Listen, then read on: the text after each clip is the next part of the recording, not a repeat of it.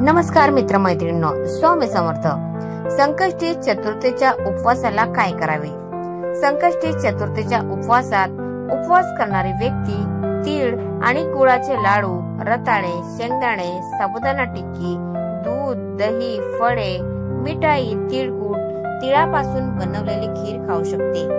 या उपवासात सैंधव मीठ, धान्य, भाजलेले अन्नपदार्थ, जास्त तूप, तळलेले साबुदाणे वडे, मांसाहारी पदार्थ म्हणजे मांस, अल्कोहोल, हळद, लाल मिरची आणि गरम मसाला, बटाट्याचे चिप्स आणि तळलेले शेंगदाणे खाऊ नयेत। संकष्टी चतुर्थीच्या दिवशी चंद्राला नक्कीच पाणी अर्पण करा। दिवसभर भजन कीर्तन करा।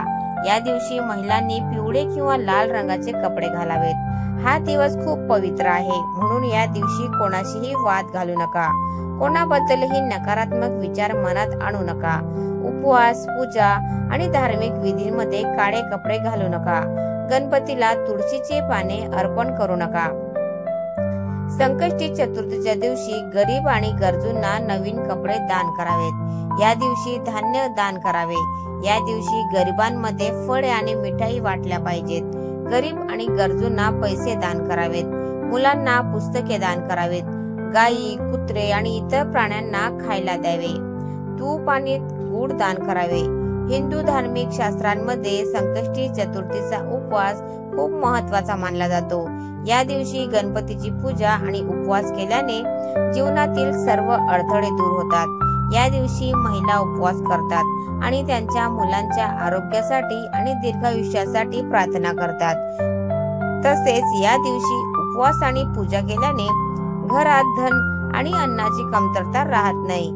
या दिवशी चंद्राला अर्घ्य अर्पण केल्याने कुंडलीत त्यांचे स्थान अधिक मजबूत होते।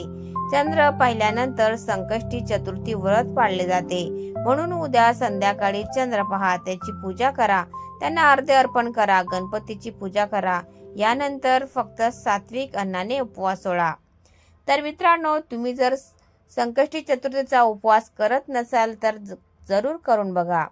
तर हा व्हिडिओ तुम्हाला जर आवडला असेल तर व्हिडिओला लाईक करा, शेअर करा आणि चॅनलला सबस्क्राईब करायला विसरू नका। धन्यवाद। Thanks for watching.